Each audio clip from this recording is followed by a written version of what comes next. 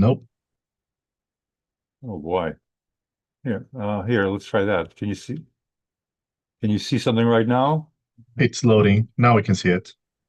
Okay. All right. All right. I'm not seeing everything I want to see, but at least we see something. All right. All right. So you see the full screen PowerPoint. Okay. Yes. Okay. All right. So let me check the time here, and we'll try to do this, fairly short, hopefully, because it's only 2 weeks of material. If you have questions, you could ask them, but I'll try to go fairly briskly to make sure you get it done as fast as possible. This is a supplemental session. It's not exactly a full review, but it's kind of, your chance to review a supplemental, which is also a review. Okay, so we have 2 weeks, bone and cartilage and nerve and muscle. Let's start with cartilage. Doc, Go ahead.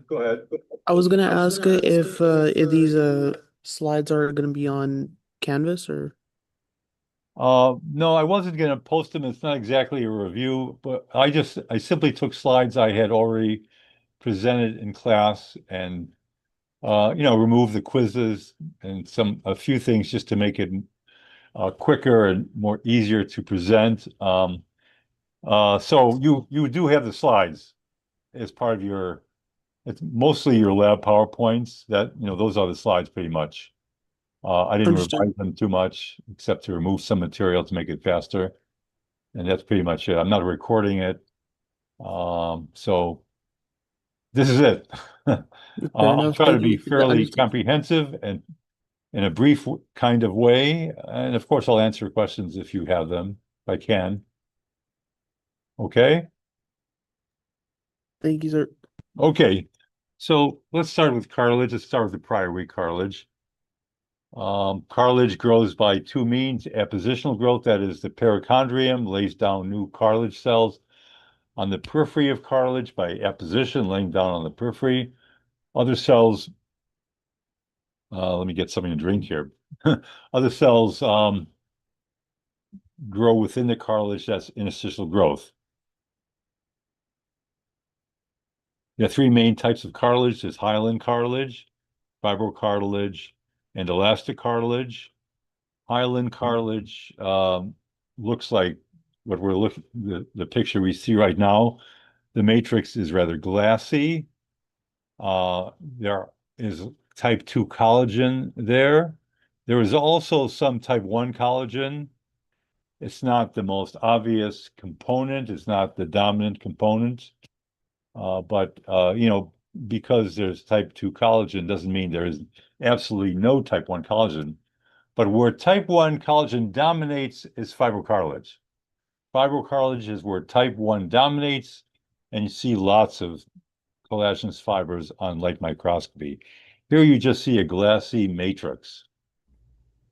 So, Dr. Braun, hi, my name is Jasmine, MS.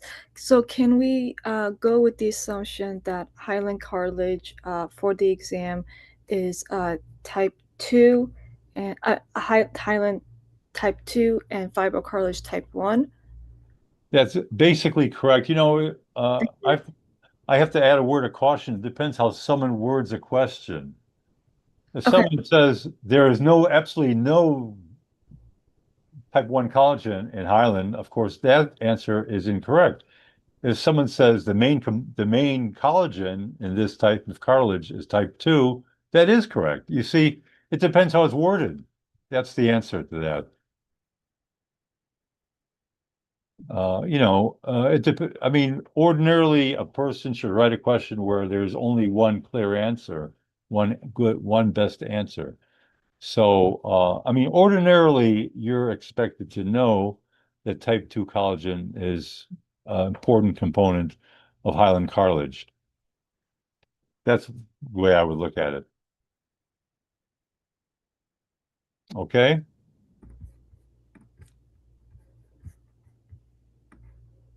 Okay.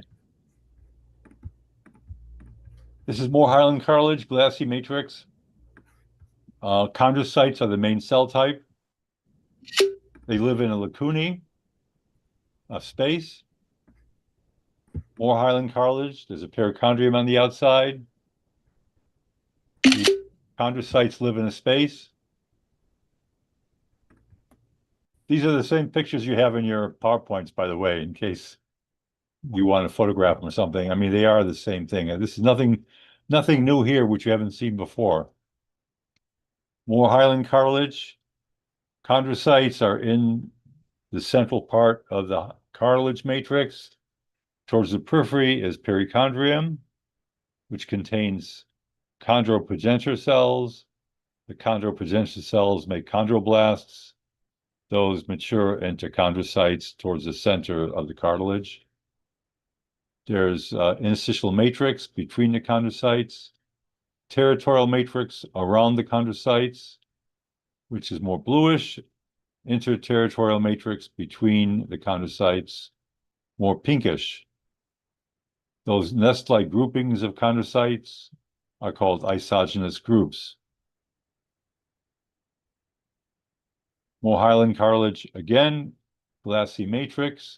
You don't see the collagen fibers just by looking at it, but there's lots of very delicate collagen fibrils, if you wish, we'll call, which is type 2 collagen. More of the same.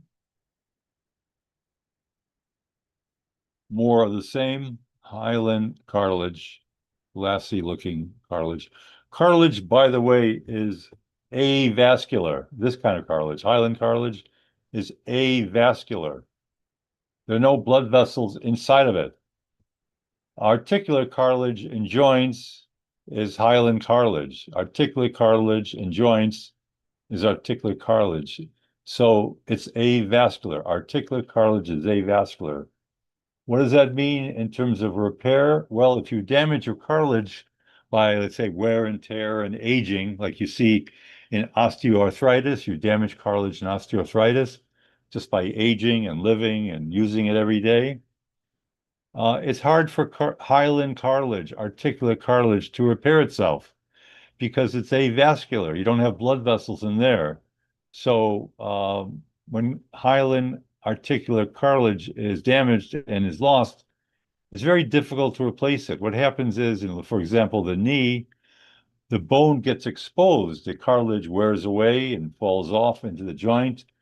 The underlying bone, the subchondral bone, gets exposed and they rub against each other. The two bony parts of the joint rub against each other and they polish each other. That process is called eburnation. They process each other. They polish each other. The rubbing of bone upon bone. Bone upon bone rubbing is called eburnation. So that repair is very difficult. You know, a joint can repair itself to some degree, but it's not by laying down new hyaline cartilage. It may lay down fibrocartilage, or it may lay down or it may repair, or the bone may get harder, the bone may get thickened, but you're not going to repair the cartilage by laying down new hyaline articular cartilage because it's avascular. This cartilage, you see there's something additional in that matrix, the cartilage matrix.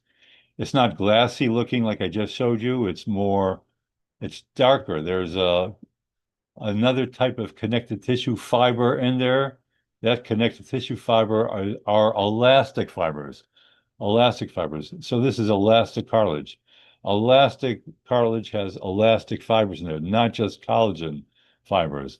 It may be hard to see the individual fibers. Sometimes when there's lots of elastic fibers, the whole thing gets rather smudgy and dark. Just realize that smudgy, dark look means that there's probably elastic fibers in there, even if you have a hard time seeing individual fibers, okay? So remember that. Remember, smudgy, dark is usually because it's elastic cartilage. These are big, plump chondrocytes that live in lacunae. It is cartilage, but it's elastic cartilage.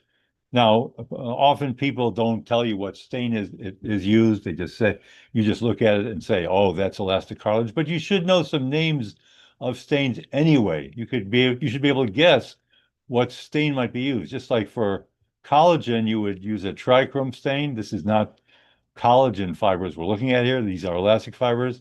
So probably you would use an elastic stain. What are some names of elastic stains?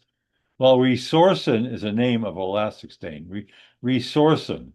Orcian is a name of elastic stain. So resorcin and Orcian are names of elastic stains. There are also some other elastic stains as well. I don't want to confuse you by giving you a lot of names, but do be familiar with some elastic fiber names and be able to recognize elastic fibers when they are occurring in a tissue, such as elastic cartilage. Some examples of elastic cartilage: the ear has elastic cartilage. Your ear is flexible.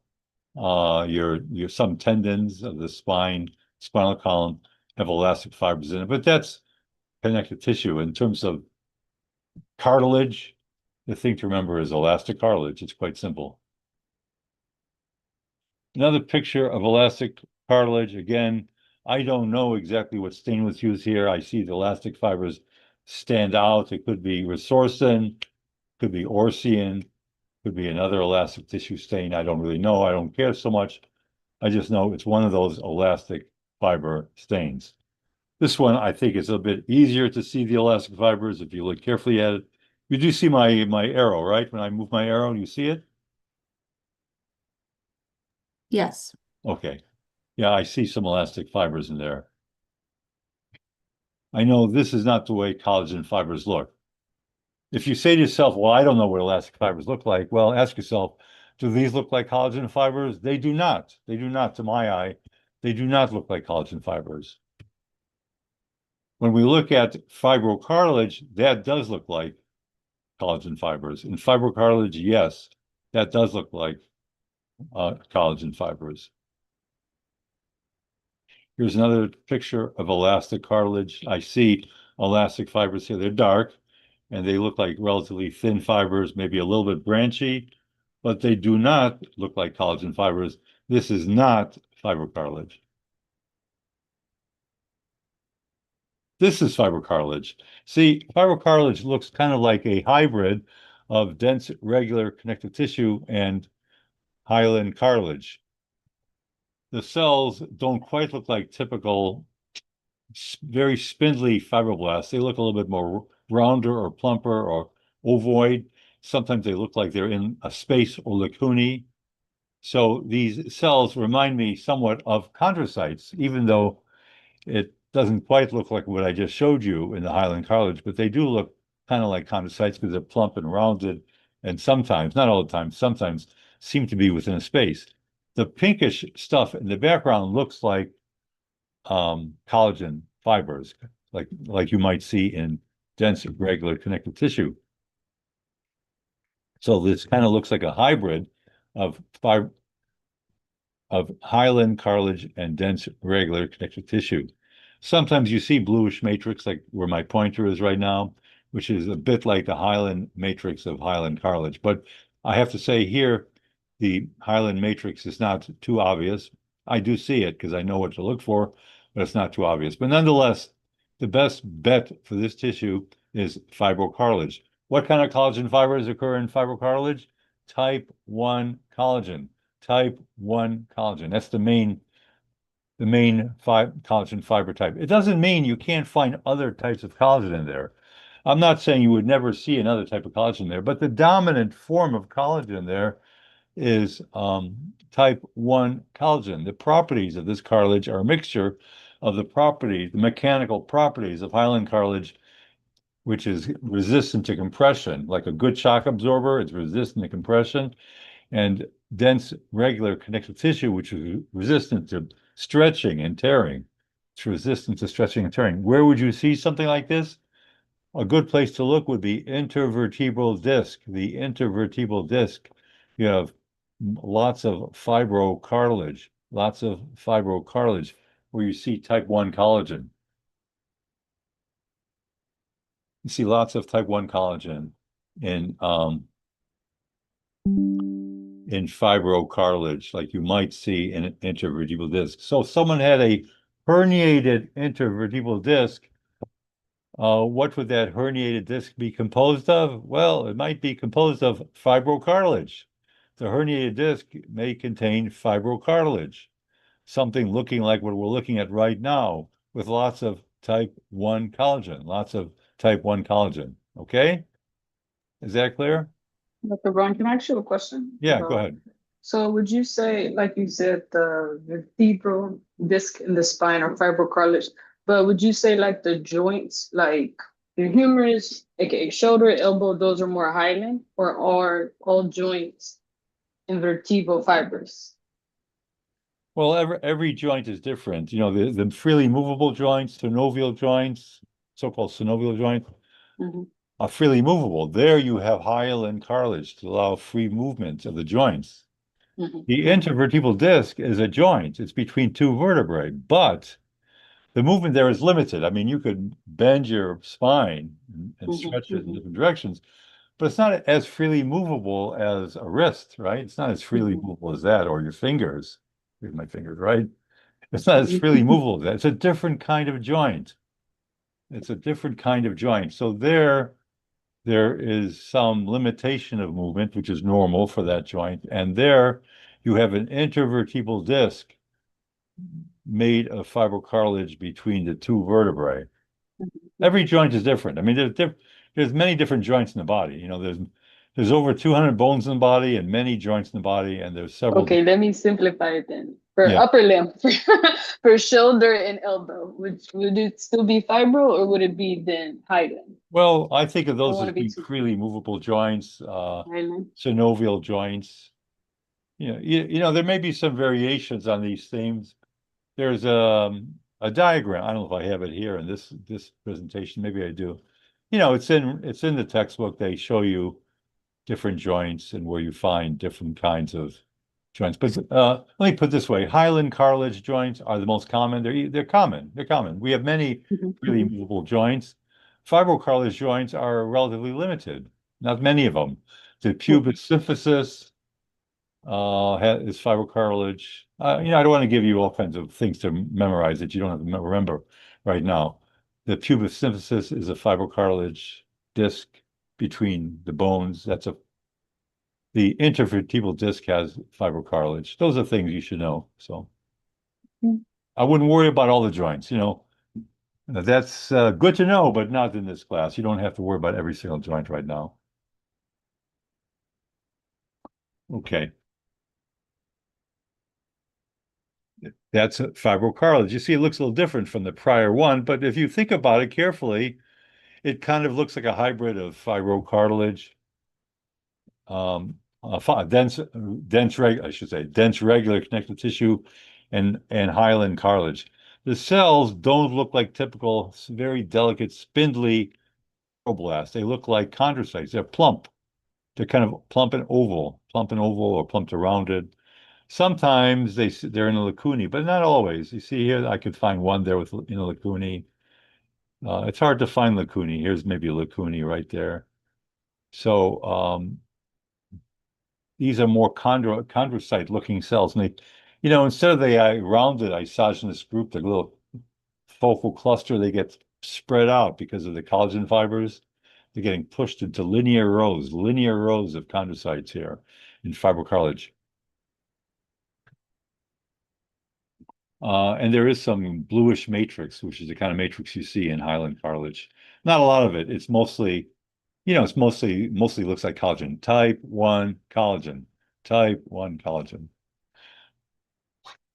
is the dominant collagen. I'm not saying it's the only collagen. It's the dominant collagen.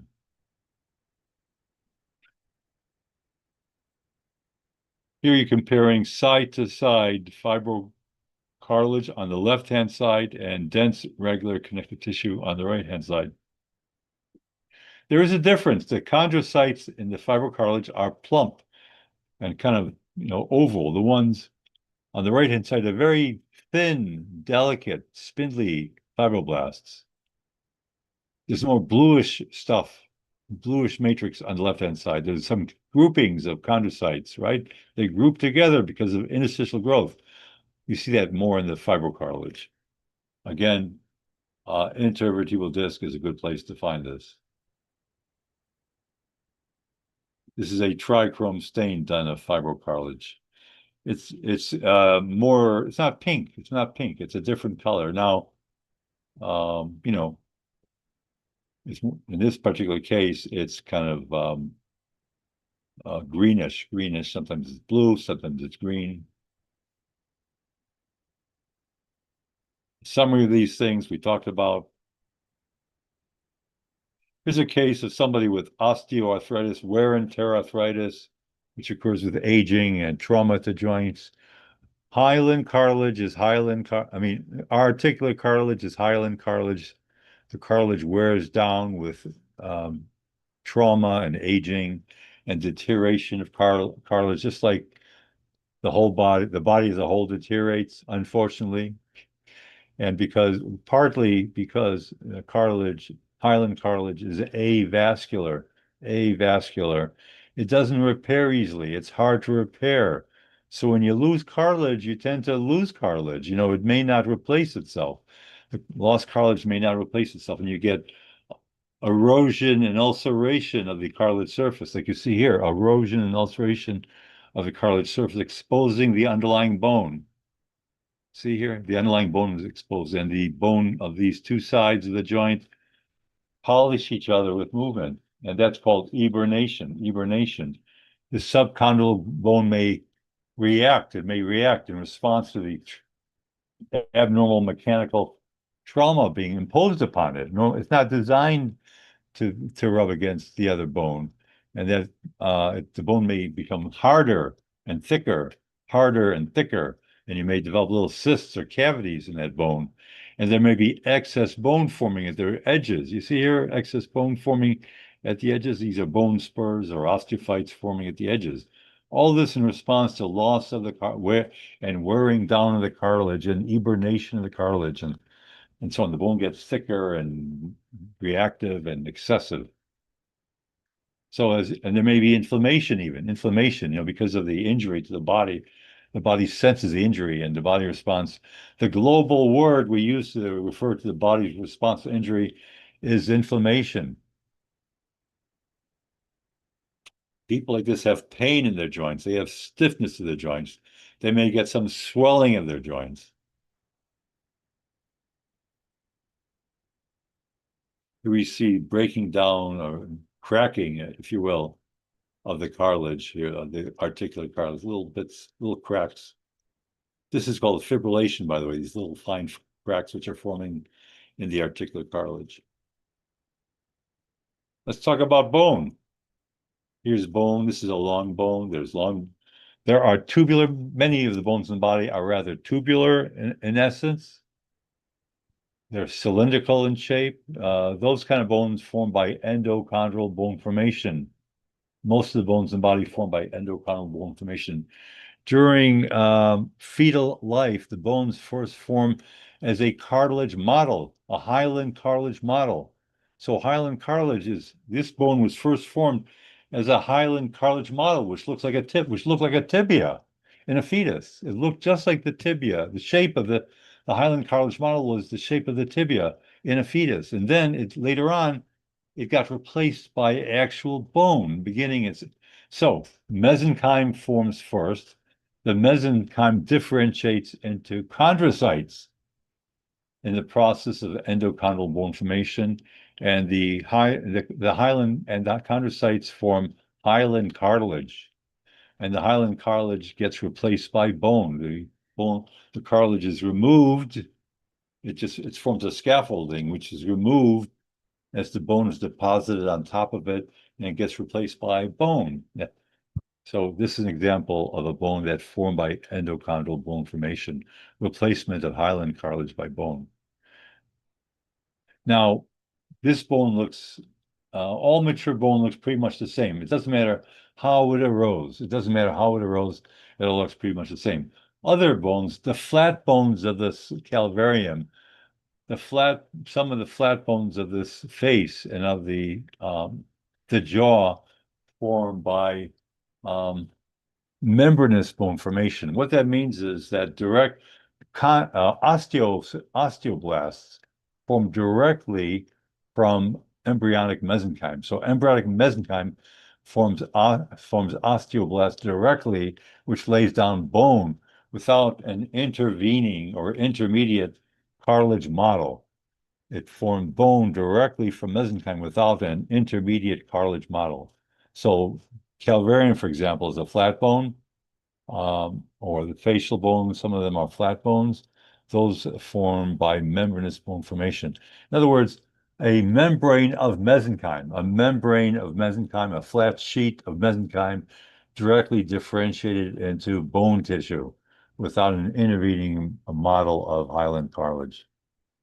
Now, when you look at the mature skull bone and compare it to the mature tibia, they look the same. It's the same bone. You don't know if it was membranous bone formation or endochondral bone formation, unless you knew just from textbook learning that they originated as membranous bone or as endochondral bone formation. I know this because of textbook learning, not because the bone looks different. They look the same when they're mature. So here we see on the outside, we see cortical bone, also called dense bone, also called compact bone. So the outside of the cylinder here is dense bone, if you will, or compact bone. The inside bone here is spongy bone or cancellous bone. See, it's like trabeculae of bone, which anastomose with each other, forming lightweight bone, but strong bone. Lightweight, but strong and mechanically resistant to the stresses being placed upon bone. So this is what you see in a gross bone specimen. A gross bone specimen, you see compact bone on the outside and cancellous bone on the inside. And the spaces of this bone are occupied by a marrow cavity containing bone marrow. On the outside bone is a membrane, the periosteum, which gives rise to which contains within it osteoprogenitor cells, which lay down new bone. On the inside is an endosteum. The membrane is endosteum, which lays down new bone. Endosteum gives rise to osteoblasts, which lay down new bone. You don't see the periosteum in this specimen. You don't see endosteum in this specimen because the organic material was removed in the process of creating this specimen. This is the articular surface of the bone here. This end part of the bone is called the epiphysis. It's an expanded kind of bulbous end to the bone, the epiphysis. The narrow shaft portion of the bone is called the diaphysis. And the flared intervening portion between epiphysis and the diaphysis is the metaphysis here. Let's talk about bone cells. Well, there's several different bone-forming cells. The most immature cells, which you may find in periosteum and endosteum, are osteoprogenitor cells. When those start to differentiate in the bone, they form osteoblast cells. And then the osteoblast cells lay down osteoid on the outside of the bone trabeculae. They lay down osteoid. The osteoid is unmineralized matrix. Osteoid is unmineralized matrix, or I should say unmineralized organic matrix. And then that unmineralized, then the osteoblasts mineralize the unmineralized matrix to make mineralized bone matrix. So first, osteoblasts lay down unmineralized osteoid, and then the osteoblasts mineralize the osteoid to make fully mineralized bone. When the mineralized bone matrix surrounds the osteoblasts, they are no longer called osteoblasts, they're called osteocytes. So when the osteoblasts are trapped inside the mineralized bone matrix, they are now osteocytes. The cells which actually remove bone, take away bone in the process of bone remodeling, those are multinucleated giant cells called osteoclasts. These are osteoclasts on the outside. Those are the bone removing cells, the bone eroding cells. In the process of bone remodeling, which occurs in everybody all the time, as bone matures and as bone is maintained, some cells must lay down bone, the osteoblasts lay down bone, and some cells remove bone, the osteoclasts remove bone, Together, they engage in the process of bone remodeling. Let me check the time here. Okay.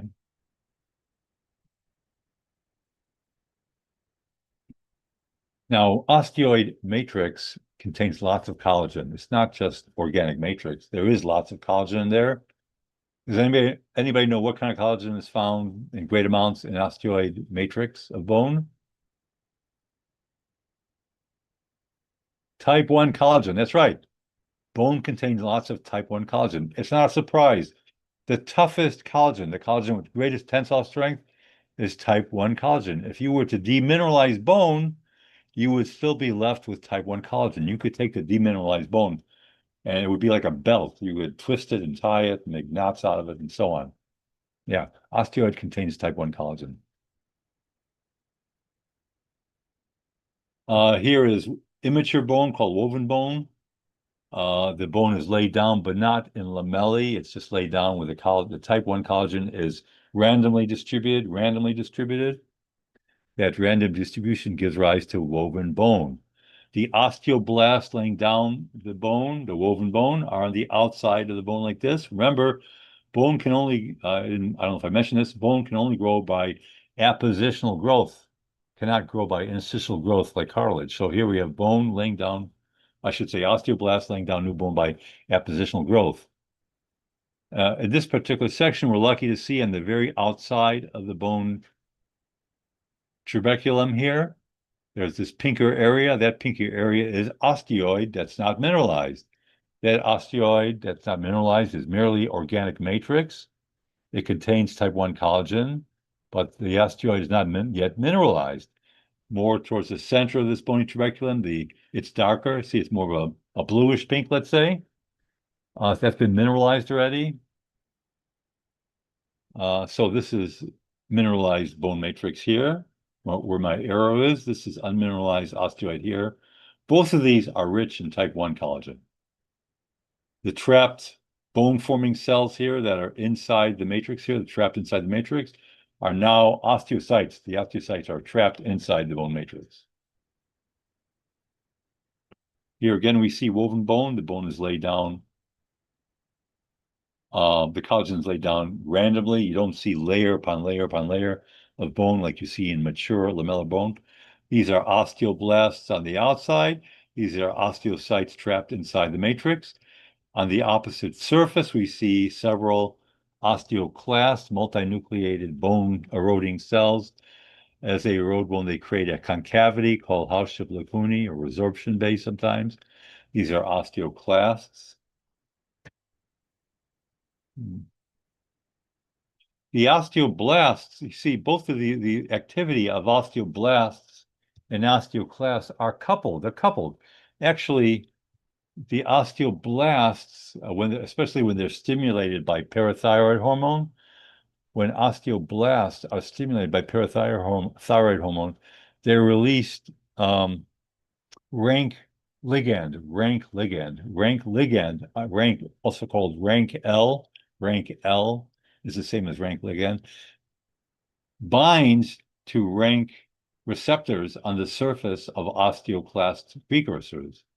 In other words, the rank ligand being released by osteoblasts activates the osteoclasts. When osteoblasts are activated, let's say by parathyroid hormone, they release rank ligand, which binds to osteoclasts, activating the osteoclasts to erode bone on the other surface. So therefore, the activity of osteoblasts and osteoclasts are coupled together. They're coupled together in the process of bone remodeling. So parathyroid hormone, in a way, is indirectly activating the osteoclasts via the osteoblasts, okay? Parathyroid hormone indirectly activates osteoclasts indirectly via the osteoblasts because the osteoblasts are secreting rank ligand. If, for example, you're hypoglycemic and you need more calcium in your blood, your body will make more parathyroid hormone. The parathyroid glands, that is, senses this, makes parathyroid hormone, releases it into the blood. The parathyroid hormone stimulates osteoblasts. the osteoblasts release rank ligand. The rank ligand binds to rank receptors on osteoclasts and activates them to resorb bone to release more calcium and phosphate into the circulation, into the bloodstream of the circulation. Okay. Here's an osteocyte in a lacunae. It's in the space. Osteocytes have many processes here, and the processes of osteocytes live in canaliculi. So you see that right here on this EM picture. Here's an osteoclast eroding bone. Remember, it's stimulated by rank ligand being made by osteoblasts. Here's an osteoclast with a ruffled border, eroding bone. Osteoclasts secrete proteolytic enzymes and hydrogen ions to help remove the mineral and help break down the organic matrix of bone in the process of bone remodeling. Same thing here. This is woven bone. It's immature bone with osteoblasts laying down new bone matrix. Osteoclasts here, resorbing bone matrix. In the process of remodeling, ultimately, this woven bone will become lamellar bone after the process of remodeling. Here's woven bone again. It's not lamellar. Here's woven again. It's not lamellar. This is lamellar bone. You see, it is lamellar. This is mature bone. This is mature bone. When you have concentric lamellae, that's called an osteon. Here you see in the center a Haversian canal. Here you see many concentric lamellae. And together, the Haversian canal and the layers of concentric lamellae around it form a Haversian system or osteon. The bone cells which are trapped within or actually between the lamellae are osteocytes. I'm not seeing osteoblasts in this picture here. I don't see active osteoblasts. I don't see osteoclasts. I don't see bone remodeling here. This is just mature bone which is being maintained by those osteocytes. There are blood vessels and nerves within the Haversian canals. Here's lamellar bone again. This is lamellar bone. Here's lamellar bone again. If you look at this, you see lamellae. Dr. Brown, Yeah. we have a question in the chat. It says, could you please define woven bone? Is it calcified or is it just collagen fibers? Woven bone is calcified, yes. Initially, all bone initially is laid down as osteoid, unmineralized osteoid. And then the osteoblast lays down osteoid. And then the osteoblast mineralizes it very quickly afterwards, within hours. It starts to mineralize the osteoid. So woven bone is immature bone, but it is mineralized. Yes, it is mineralized. Thank you. All I said is that the initial bone matrix laid down is osteoid, and then within hours or a day or two, let's say, it's mineralized. So, to be practical about it, it takes a few hours to mineralize the bone, but, after a few hours, it certainly is mineralized bone. Yes. Okay. This is bone marrow here. I don't want to go through all the details here for time purposes, but this just shows you bone, the outer bone. This is a cut through the shaft of a tubular bone, like the femur, for example. The outer part is compact bone. The inner region here facing the bone marrow cavity is cancellous bone, like this. And you see how the bone is organized. This is obviously a mature bone, right? The bone are organized in lamellae, such as the osteons we see here. And between the layers the lamellar layers of bone, there are osteocytes, which have many processes. The osteocyte lives in lacunae. The processes live in canaliculi. There's a periosteum on the surface there. There's an endosteum on the bone marrow central cavity surfaces here. This is compact bone, and you see it's lamellar, right? It's lamellar bone. This is compact bone, and you see it's lamellar. This is compact bone. You see it's lamellar and contains many osteocytes. There's a version, the whole thing together may be called a Haversian system or an osteon. The canal in the center is a Haversian canal. The canal in the center is a Haversian canal. This is a Volkmann canal or a perforating canal connecting two Haversian canals. This goes transversely with respect to the long axis of the bone. It's connecting two Haversian canals.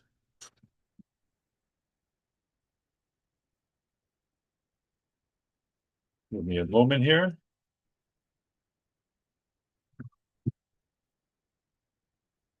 This is just lamellar bone, and you see many Haversian canals. You know, these osteons or Haversian canals get constantly remodeled over time. Osteoclasts dig out tunnels within the bone, leaving empty tunnels, which then get replaced by new lamellar bone. So once lamellar bone is made, it's replaced by new lamellar bone, one tunnel at a time, in a sense. So you see when you look at bone, you see many osteons from different generations of bone. There may be like a grandparent generation, a parental generation, the children generation, all different, primary, secondary, tertiary generations of osteons. In addition to that, you may have residual remnants of old osteons. Instead of a full osteon, you may have just parts of old osteons like this. Here, these are called interstitial lamellae, where you just have part of a remaining old osteon that was partly removed and replaced by new osteons. This is cancellous bone right here. You see that? Cancellous bone is spongy looking.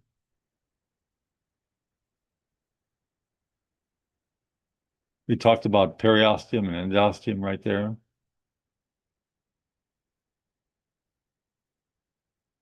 We basically talked about this, the different bone cells.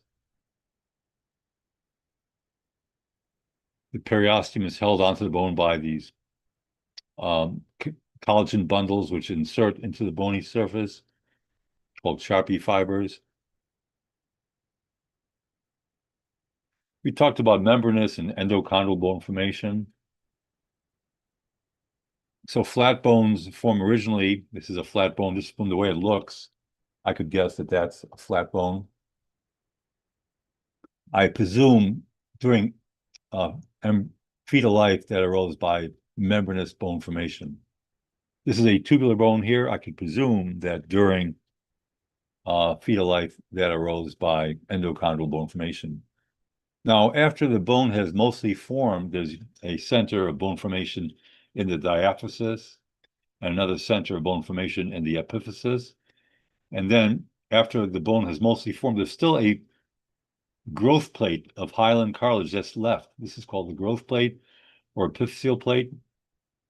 And you see that right here. So this plate keeps on growing during the chondrocytes of that growth plate keep on growing during childhood, keep on proliferating during childhood to give rise to continuing endochondral bone formation. The endochondral bone formation continues during childhood, allowing someone to grow in height. So even though the bone is already mostly formed, it continues to grow in length or height, so allowing a person to get taller and taller, longer and longer during childhood. Otherwise, we would all be stuck at a few feet in height. But most of us grow taller than a few feet in height because we have continuing growth in the growth plates. So there's continuing endochondral bone formation during childhood because of the presence of these epiphyseal plates, also called growth plates.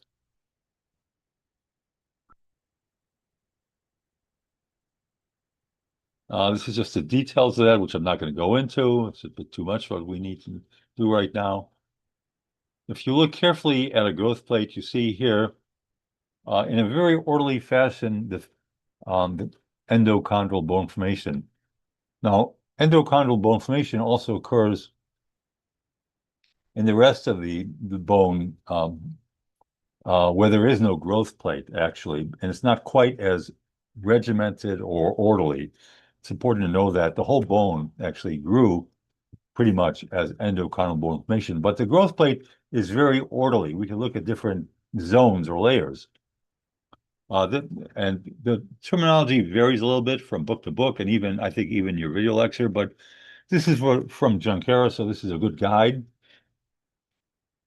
The most superficial part of the growth plate consists of ordinary looking cartilage called resting cartilage, the zone of resting cartilage. Then the chondrocytes proliferate, they form stacks like this, like stacks of pancakes or stacks of pennies. Then the chondrocytes begin to enlarge or swell. The enlargement of swelling of chondrocytes in the growth plate is called the zone of hypertrophic cartilage. And then the chondrocytes begin to die off. Once they start swelling, they begin to die. They undergo, well, let me put it this way. They start to help mineralize the adjacent matrix. The adjacent matrix undergoes mineralization. So when you have hypertrophied chondrocytes, the adjacent matrix begins to calcify. So this zone here is where the hypertrophied chondrocytes are surrounded by calcifying cartilage matrix. Now, at the same time as the matrix calcifies, the chondrocytes begin to die. They undergo apoptosis and die. Although it's not stated here, you might call this the zone of calcification and chondrocyte death. So these things occur in very rapid succession. The hypertrophy of chondrocytes, the mineralization or calcification of the chondroid matrix around them, and the apoptosis or death of the chondrocytes, all occurring in rapid sequence in this region here. And when that occurs, the dead cartilage forms a scaffolding for the laying down of new bone. Osteoid is laid down on top of the remnants of dead cartilage. Osteoid is laid down on the remnants of, I should say, dead calcified cartilage. Osteoid is laid down on the remnants of dead calcified cartilage. And the dead calcified cartilage forms a scaffolding upon which new bone forms. And then it is removed by the body, and all you're left with is new bone that had formed on the scaffolding of dead calcified cartilage.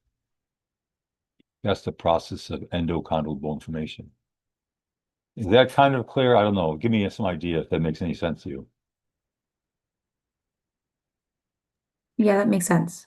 Now, it's a complicated process, and it's hard to see fully. I think even looking at this picture, it's a good picture. But basically, that's the process. The chondrocytes proliferate, they hypertrophy, the cartilage matrix calcifies or mineralizes, the chondrocytes die off, and new bone is deposited on top of the dead calcified cartilage. Therefore, the dead calcified cartilage is the scaffolding upon which new bone is deposited. Of course, that new bone initially is osteoid. The osteoid becomes mineralized. The mineralized osteoid actually now forms woven bone. The woven bone ultimately becomes remodeled to form lamellar bone. That's how bone forms. This just shows you mineralization of bone matrix. So, Dr. Braun, so bone growth is only appositional growth? Is that Yes. Yeah, you see here in this area. I mean, I don't have all the pictures to demonstrate this easily to you, but the bone is the new bone that's forming is being deposited on top of the dead calcified cartilage down here. In this region here, Okay. zone of ossification, the new bone is being deposited on top of the dead calcified cartilage. On Okay. top means appositional growth. Yeah, that's it. Appositional growth. So in contrast, that cartilage would be both appositional and interstitial Correct. growth. Correct. Thank you. That's what I needed. Thank Yep. You can't see it very easily here, but that's what's happening. You know, it takes some time and effort, and you know, the class is not long enough to spend a lot of time discussing these things, but you know, if you delve deeply into it, that's what's really happening. I mean, there are pictures in the book which show this. They're a bit complicated. You know, I mean, you could study them. They are a bit complicated, though.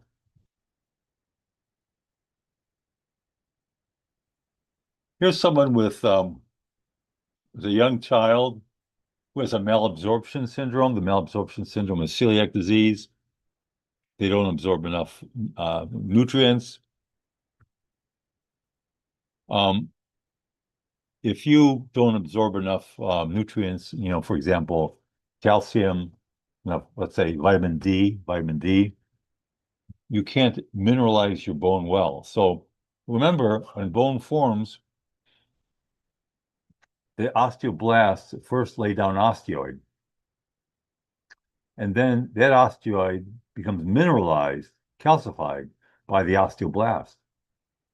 You may be able to lay down osteoid, right? Your body may have enough ability to lay down osteoid, but if it doesn't have enough calcium, enough phosphate, or enough vitamin D, which is important in calcium metabolism, right? Vitamin D is important to maintain your calcium levels. If you don't have enough vitamin D, you will have insufficiently mineralized osteoid. The osteoid will not mineralize sufficiently. Okay?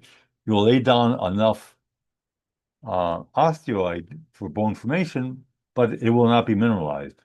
In an adult, when you lay down osteoid that doesn't mineralize adequately, that's called osteomalacia in an adult. In a child, when you lay down osteoid but you don't mineralize it, that process is called rickets. That's rickets. There is a difference between adults and children. Children have this. They have an epiphyseal plate. They have a growth plate. So if a child does not have enough vitamin D or enough calcium, let's say, their cartilage cells will proliferate. They will try to lay down, they will try to make new bone, but they will not be able to do it adequately because that bone cannot be mineralized. The growth plate will not normally lay down new bone because, number one, the cartilage will not be calcified, right? Normally, the chondrocytes hypertrophy and the chondroid matrix becomes mineralized or calcified. That cannot happen. And number two, when new bone is laid down on top of those cartilage, on top of that dead, hopefully mineralized cartilage matrix, the new bone cannot be mineralized. So the growth plates of a child with rickets is abnormal. The growth plates of a child with rickets is abnormal, whereas an adult does not have growth plates anymore. An adult only as their bone remodels over their lifetime, they lay down some new osteoid, and during the process of remodeling, that osteoid will not be adequately mineralized. That's the process of osteomalacia. But in child, in addition to that, their growth plates will not mineralize properly, and they will develop various deformities and problems because of rickets. Is that something that, do you understand what I'm saying? The growth plates will Yes. be abnormal in rickets. Now, what do you see in someone with rickets?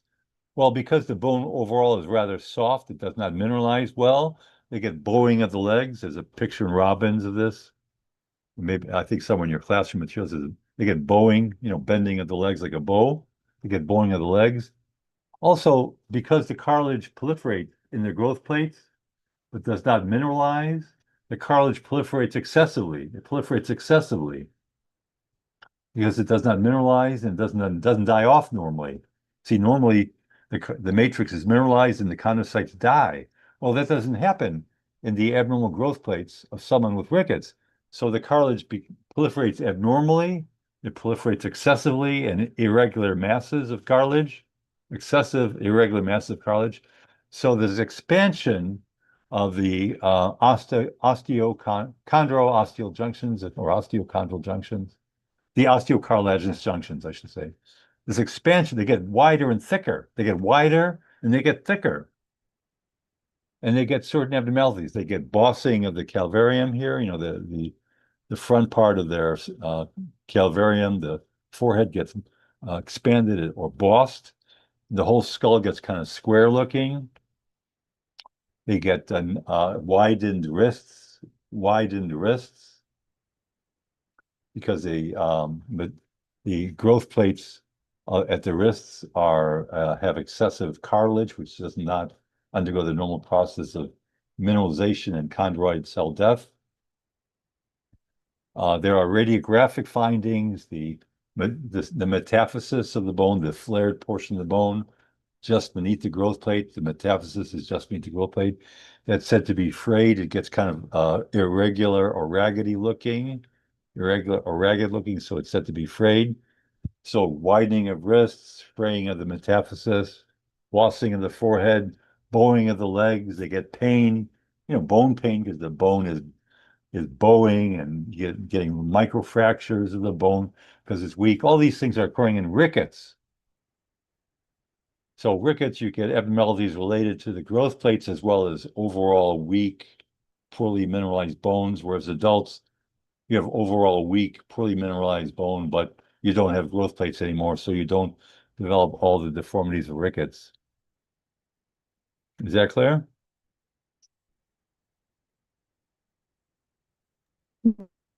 Yes. Okay. Okay, let's move on. Here you see osteomalacia or rickets. You see excess osteoid. The pale is osteoid, and the mineralized bone is the dark. So this is abnormal to have this much unmineralized osteoid. Normally, you barely see the osteoid at all. You barely see it at all. But here you see lots of it. Okay. Let me just look for a second here, what I got here. See if there's anything else I want to mention to you.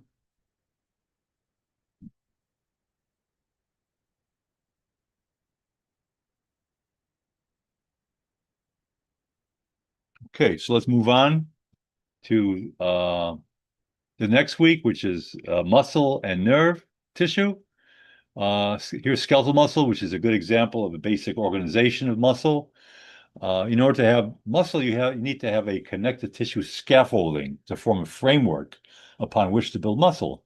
The three connective tissue sheaths of skeletal muscle, epimysium, the outer layer of connective tissue, perimysium around individual muscle fascicles, and endomysium inside muscle fascicles. Just give me 1 second. I'm looking, just checking the time there. Endomysium inside the fascicles.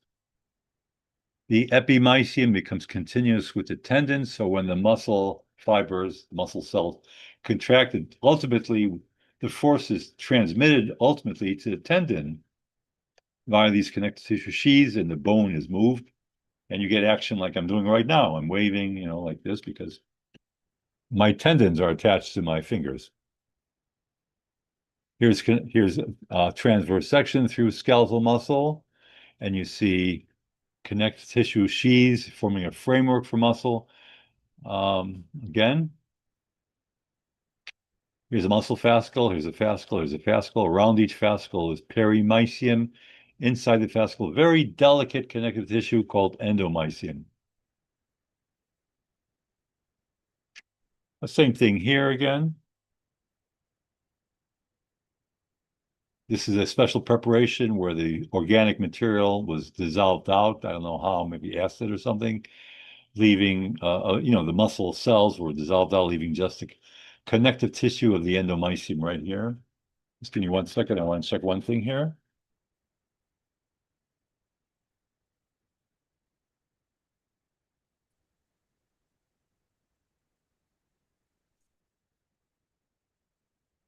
Okay. This is an individual muscle fiber shown diagrammatically. One muscle cell or muscle fiber consists of a number of very tiny bundles of myofilaments. These bundles of myofilaments, that is thick and thin filaments, which interdigitate with each other. These bundles are called myofibrils. So one muscle fiber here contains multiple muscle fibrils, each consisting of thick and thin filaments. The thick and thin filaments, or I should say the myofibrils, are basically in register or aligned with each other so that you see ultimately a banding pattern within a muscle fiber. The banding pattern within a single muscle fiber reflects the fact that the myofibrils are aligned. They're aligned. You see how there's the dark A bands, which consist mostly of myosin thick filaments. Then there's the lighter staining I bands, which consist mostly of actin, the thin actin filaments. Those are aligned in a single muscle fiber. That's why we're able to see A and I bands. Then there's a whole network of organelles within the cytoplasm, aside from the cytoskeletal elements, which I just mentioned to you. I just described to you the very specialized cytoskeleton of a muscle cell. You have a highly specialized smooth endoplasmic reticulum called sarcoplasmic reticulum, forming a lace-like sleeve around the myofibrils. Within the sarcoplasmic reticulum is abundant calcium ions, which are released when the muscle cells are stimulated. They're released into the cytoplasm, and they activate muscle contraction. They activate sliding of the thick and thin filaments with respect to each other. The terminations of the sarcoplasmic reticulum are the so-called terminal cisternae, the blue colored tubule here. This is the terminal cisternae of the sarcoplasmic reticulum from on this side and the terminal cisternae on this side. And between those two terminal cisternae is a tubular invagination of the sarcolemma, the cell membrane. The tubular invagination of the sarcolemma is called the T-tubule. So the action potential flowing across the sarcolemma is transmitted to the inside of the cells. And when the action potential is transmitted to the inside, it activates the terminal cisternae of the sarcoplasmic reticulum to release calcium into the cytoplasm to stimulate contraction of the muscle cell. The location of these triads, the terminal cisternae and the T-tubule, altogether called the triad, the location is roughly at the AI junction. The junction between A band and I band is where these triads are located in a skeletal muscle cell. Here we see EM of Ron, the sarcomere. Yes. I have a quick question. Sorry to interrupt you. So I saw this on the Kahoot that Dr. Bannon sent out. So the triad is at the AI junction. On this slide, would you see it where the dark and light come Yes. together? Okay. Thank you. It's at the junction in a skeletal muscle cell. Got it. In a cardiac muscle cell, it's not a triad, it's a dyad. One terminal cisternae and one T-tubule. It's a dyad, and number two is located at the Z disc, not at the AI junction in a Okay, cardiac thank muscle you. cell. Okay, so here's the functional unit of a skeletal muscle cell, or I should say of a striated muscle cell, basically, is the sarcomere. Sarcomere begins at a Z disc on this side, a Z disc on this side. In the center, you have an A band, which is dark, and an I band, which is pale. The Z disc divides the I band into two halves like this. So here's one half of an I band, here's one half of an I band right there. If you look at this figure here, you see on the left-hand side, you see the A band is mostly composed of bundles of myosin thick filaments. And you see the I band is mostly composed of bundles of actin thin filaments. The main protein in the thin filaments is actin. It's not the only protein, but it's the main protein of the thin filaments. The thin filaments are bound to the Z discs here. So if there's contraction of a sarcomere, the thin filaments slide parallel and along the thick filaments like this and come close together. They pull the two Z discs close together. The entire sarcomere shrinks. So the entire sarcomere shrinks. In addition to the A band and I band and Z disc, there's a protein called titin, which is a spring-like, very elastic protein extending from a Z disc to the end of the A band, the thick filaments of the A band here. The titin molecules help hold the thick filaments in this central location within the sarcomere. Because of their elastic quality, they pull the thick filaments into the center portion of the sarcomere and help centralize it. This is skeletal muscle on transverse section. You see epimysium on the outside. You see many fascicles surrounded by perimysium. This is it on longitudinal section. It's harder to see those kind of details on longitudinal section, but you can see them if you make yourself look very carefully. Basically more of the same. This is more skeletal muscle, more of the same. This is skeletal muscle on a thick on a plastic section. Here you see A bands alternating with I bands. The I bands are bisected by Z lines or Z discs.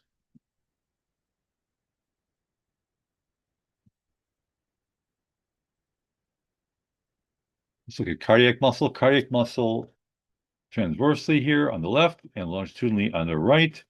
Cardiac muscle are muscle cells which are attached to each other in series. They are branching muscle fibers, and the nuclei are located centrally. Here you see on this transverse cut, the nuclei are located centrally. If you look carefully at this, you get the sense that some of these fibers are branching, although I think it is a little bit challenging to see that. Here we see a plastic section showing you similar features. Although what you see nicely on the plastic section here, you see intercalated discs. Here's intercalated disc, intercalated disc, intercalated disc, and so on. There's a number of intercalated discs. Number of intercalated discs, which actually represent a number of junctional complexes between one cardiac muscle cell and the next cardiac muscle cell. Here we see an H&E showing you intercalated discs quite nicely. So this must be one muscle cell. This must be another muscle cell. This must be one muscle cell. This must be another muscle cell. If you look at these on the left microscopy, you see three important cell junctions that are represented in this complex of cell junctions. They can be kind of hard for novices to identify, but basically they consist of desmosomes and fascia adherens, which hold cells together, because these are so-called adhering or anchoring junctions. And they also consist of gap junctions, which you don't see that easily in this particular picture, but gap junctions allow ionic flow between one cell and the next cell. Therefore, the muscle layer of the heart, the myocardium, is a syncytium, ionic syncytium, where one cell can communicate with the next cell, with the next cell, next cell, so that the cardiac impulse can be transmitted from one cell to the next cell, next cell. So the entire heart contracts more or less almost simultaneously. The cells of the heart can contract almost simultaneously. Not quite. I mean, there's a sequence of contraction such that there's a ringing motion to the cardiac muscle cell action. This just shows you that you could draw out these cell junctions of the intercalated disc in almost a stepwise fashion, like I'm showing you right here.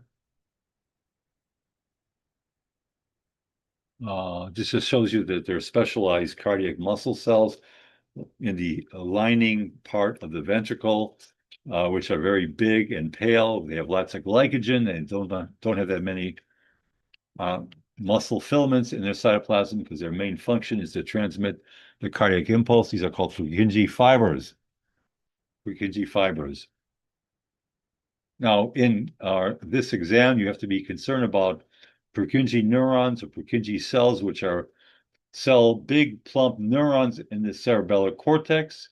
So if you ask a question, just make sure it says, and it's referring to the cerebellar cortex, make sure it's saying Purkinje cell or Purkinje neuron.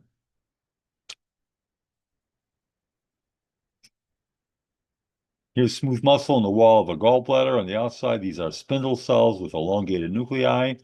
The cytoplasm is not striped.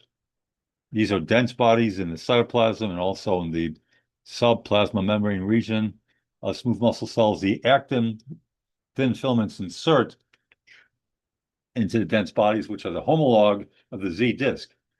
In skeletal muscle cells, for example, the actin thin filaments insert into the Z disc. Here, there is no Z disc, but you do have these dense bodies which are made of similar proteins to those of the Z disc, and that's where the actin filaments insert. There are also myosin filaments within the cytoplasm, and the myosin filaments slide with respect to the actin filaments and cause contraction of the smooth muscle cells.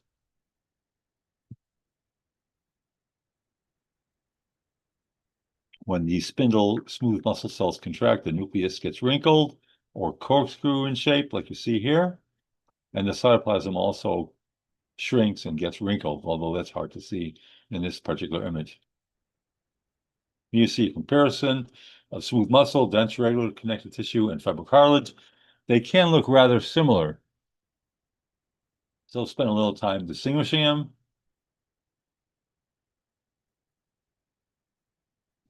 Here's someone that has a 38-year-old woman who gets has some difficulty swallowing. There is muscle in the esophagus, so it could be a muscle problem of the esophagus.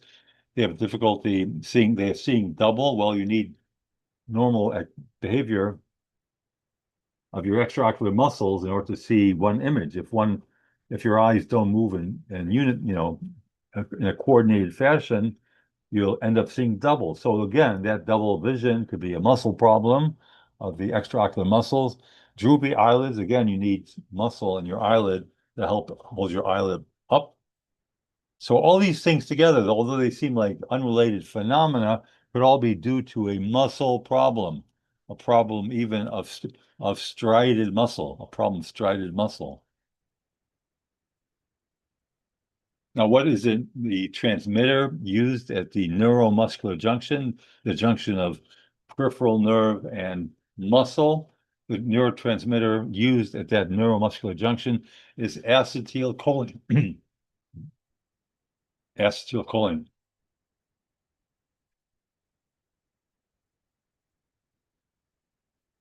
A disease process where there are autoantibodies directed against the receptors for acetylcholine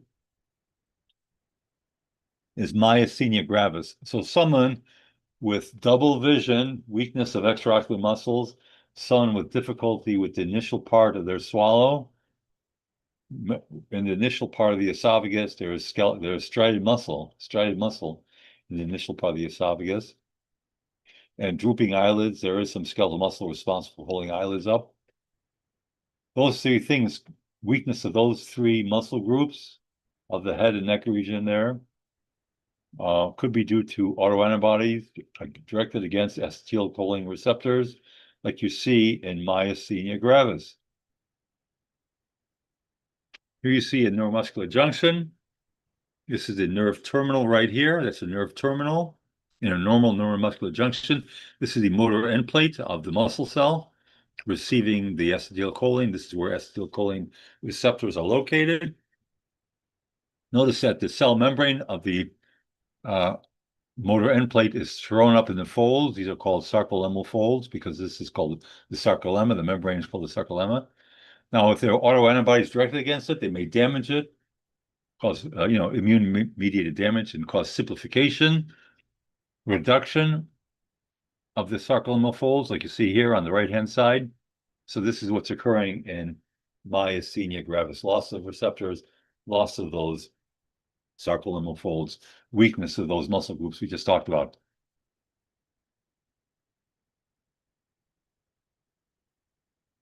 Okay, let's talk about neurons.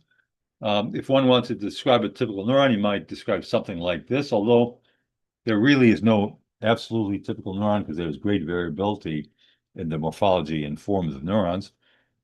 But a common form of neuron is a multipolar neuron, the big cell body, because it's a synthetically highly active cell with many cell processes, and often long cell processes that need to be manufactured or synthesized and maintained. So you need a lot of cytoplasm to do that. So here's a cell with a big body or perikaryon. There are a lot of relatively short branching processes which receive neural input, from other neurons. These are dendrites. And then there's a single outgoing process which delivers a nerve impulse to a target, such as another neuron or a muscle cell or a gland. This is an axon, so that process is axon. Axons aren't always very long, but they often are long, and could be quite long compared to the dendrites. There is a little bit of terminal branching of the axon, I should say, so don't think that means that this should be called many axons. It's still basically a single axon with many terminations. Within the body of the neuron is lots of nissl substance. This is lots of clumps of polyribosomes and rough endoplasmic reticulum because of the manufacture of proteins in these cells. After all, these cells make lots of cytoskeletal elements to maintain the shape of these cell processes, right?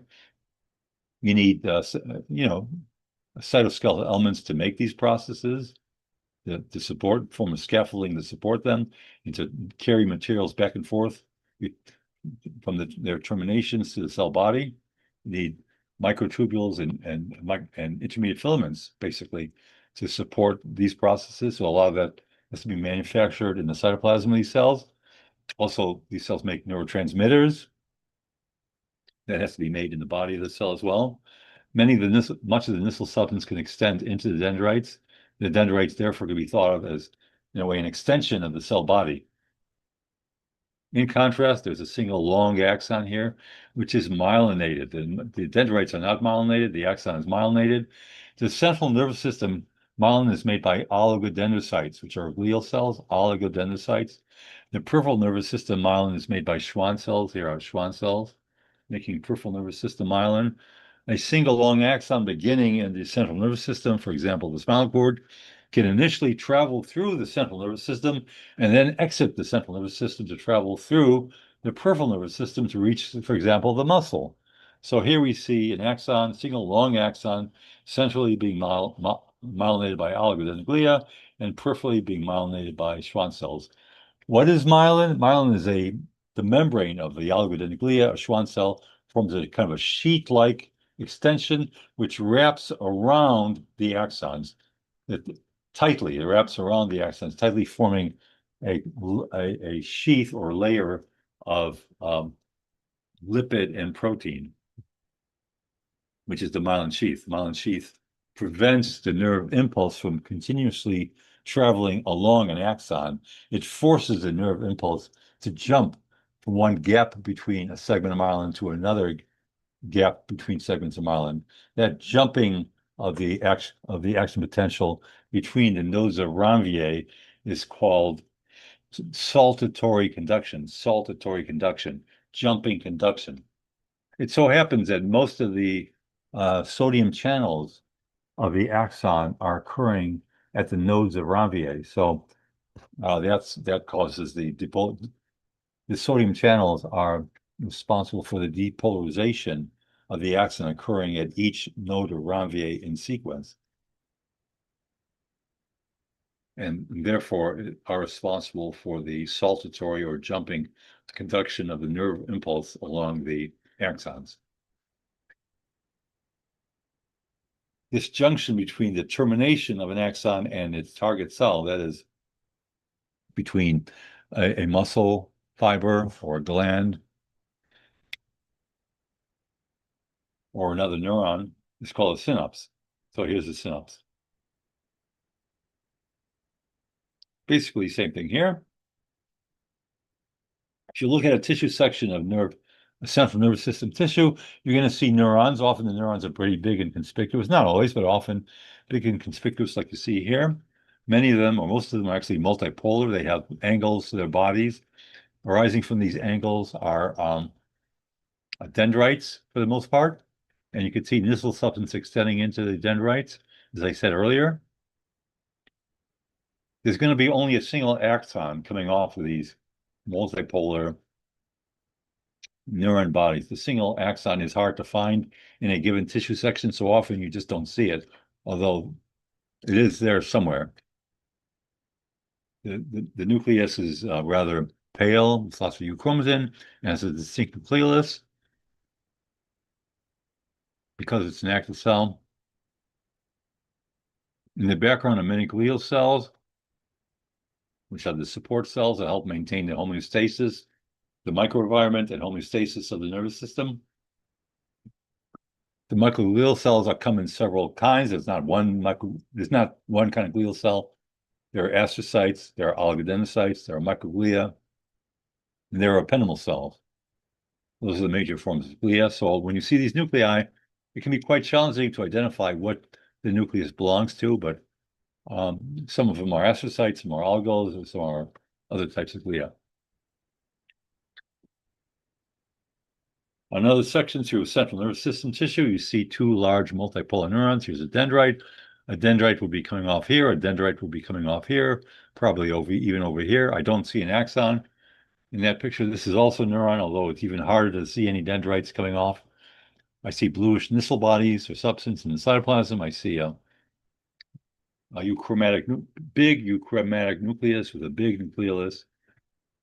In the background, I see lots of nuclei belonging to glia. When the nucleus resembles a potato, see here, elongated, a little bit lobular, or wavy looking. These are astrocytes or astrocyte, astrocyte, astrocyte, astrocyte, astrocyte, astrocyte. Those are astrocytes, most likely, although I can't see the body of these cells with this preparation. Here I see a small dark brown nucleus and a perinuclear halo, the whole thing kind of resembling an egg. So the glial cell that resembles an egg is an oligodendroid glial cell. That is the cell which makes myelin. Although you don't see any connection between these cells and the neuron and the axons in this kind of preparation, we know that is the case from doing special studies. And so the fried egg cell is an oligodendroid glia. There are also other glia which are probably hard to visualize in this section, like microglia. Those are very tiny little nuclei which are hard to visualize. Like maybe that nucleus right there, maybe that's a microglial nucleus, or maybe that little nucleus there, or maybe that little nucleus there, and so on. There, like that nucleus perhaps. There are some very small nuclei which may very well be the nuclei of microglia. Historically, we were able to discern the structure of astrocytes by doing a special metallic stains called Golgi stains. And here we see a Golgi stain of a Purkinje neuron of the cerebellum. Remember, cerebellum has three cell cortex. Cerebellar cortex has three cell layers. The outer layer is called molecular layer. The middle layer is called the Purkinje layer. The inner layer is called the granular layer. So the middle layer has Purkinje neurons. This is a Purkinje neuron. It's a relatively large neuron and has a huge dendritic arbor if you do special stains like this, Golgi stain. And the dendrites often have many, many dendritic spines. The dendritic spines are participants in synapse formation. They are part of the synapses. So they help, I guess, modify the input to the Purkinje neurons, the dendritic spines. There are several different neuron types depending on their morphology. Here, this is a multipolar neuron, which has multiple dendrites, two or more dendrites. 1, 2, 3, 4. There's at least 3 or 4 dendritic arbors. These branching processes are dendrites. And there's a single axon. So this is a typical multipolar neuron. Here's a bipolar neuron. These are special neurons. There's not that many places where you see them. They're relatively limited in their distribution. You see them where there are special senses which are very localized and limited in their distribution. So vision, you have bipolar neurons in the retina. In vision, bipolar neurons in the retina. In olfactory mucosa, you have bipolar neurons. And in the inner ear, the hearing and vestibular sense of the inner ear depend on the presence of bipolar neurons. What is a bipolar neuron? It has a dendrite coming off one pole of the neuron and an axon coming off the opposite pole of the neuron. So these two processes are on opposite poles of the neuron, opposite poles of the neuron.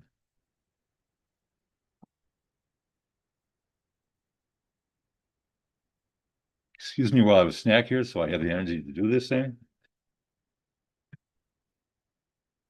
Opposite poles of the neuron, okay? bipolar, found only in special places like retina, olfactory mucosa, inner ear. This is a unipolar or pseudo-unipolar neuron. A unipolar or pseudo-unipolar neuron. These are found in dorsal root ganglia. These are general sensory neurons. They receive what are called general sensations like touch, pressure, vibration, heat, pain, temperature, things like that. These are distinctive. They begin their development during early life as bipolar neurons, but the axon and the dendrite fuse together to form a short stem, like you see here. You see that? They fuse together to form a short stem. And then that short stem bifurcates like this. It bifurcates like that to form a central process that goes into the spinal cord and a peripheral process that goes towards your muscle and towards your skin and towards the periphery of your body, in other words, to receive general bodily sensations. So the general bodily sensations are transmitted from the periphery of your body along this process like this, skipping this area here. It goes past the neuron body here to the spinal cord. Okay, so those are called unipolar or pseudo-unipolar neurons. The cell bodies are rather rounded looking. If you look at this picture, they're rather rounded looking. I think if you compare it to this, you see this has some angles perhaps. If you compare it to these, you see these are angulated. This one would be kind of elongated or spindly looking, I think, because it's bipolar, elongated, spindly. But the pseudo-unipolar or unipolar neurons of dorsal root ganglia are more rounded looking. And these are their process. This is the process of this type of neuron transmitting general sensations from the body to the spinal cord upwards towards the brain eventually. Is that clear? Clear? I don't know. Yes. Okay. Synapses can occur. Lots of them occur on dendrites, as you see here. Lots of them occur on the cell body of perikaryon. Some will even occur on other axons. So here's one axon termination, terminating on another axon. This termination here is a little swelling called a terminal bouton. Talk about glial cells. There's several types of glial cells. There's oligodendrocytes, microglia, ependymal cells. They're a little tricky to identify, but they're not that hard. But you don't have so much the cell body to use to identify. If you think about most cells, you have a cell body to look at, and that helps you identify what kind of cell it is. But when it comes to astrocytes, this background felt is neuropil. These big cells here are neurons, and then these nuclei belong to glia. That potatoey looking nucleus, it's a little bit pale compared to some of the other glia. That potatoey looking nucleus there, and so on. There are the nuclei of astrocytes. Presumably, these cells have many radiating processes resembling a star radiating its rays. Presumably, astrocytes actually have many processes, and some of them get expanded like this and form end feet on the outside of capillaries like this.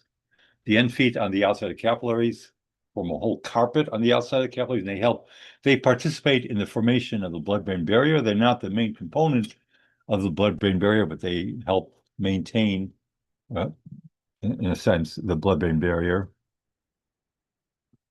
Some astrocyte feet end up near the surface of neurons. Other astrocyte end feet end up near the undersurface of the pia mater, the inner layer of the meninges, the innermost layer of meninges called the pia mater, forming a kind of a membrane, an astrocytic foot membrane, a membrane made of astrocyte feet on the inner layer of the pia mater. So they're doing a number of different things supporting the other elements of the central nervous system. This is glial fibrillary acidic protein stain, GFAP stain. So a good stain for astrocytes is glial fibrillary acidic protein. It stains astrocytes nicely, and you see the process as well. You see these look very stellate looking. These are astrocytes. Here you see GFAP for astrocytes again. Here you see a process going to the outside of a capillary and staining of glial end feet. Immunostaining in general is very important for pathology and histology and understanding how being able to identify cellular elements of tissues. So it's an important subject to be aware of. If you have a brain tumor and you want to identify if that brain tumor is a astrocytic brain tumor, you would do a GFAP stain. If you have a soft tissue tumor and you want to identify if it's a smooth muscle tumor, you might do a stain for a smooth muscle protein or a cytoskeletal element of smooth muscle.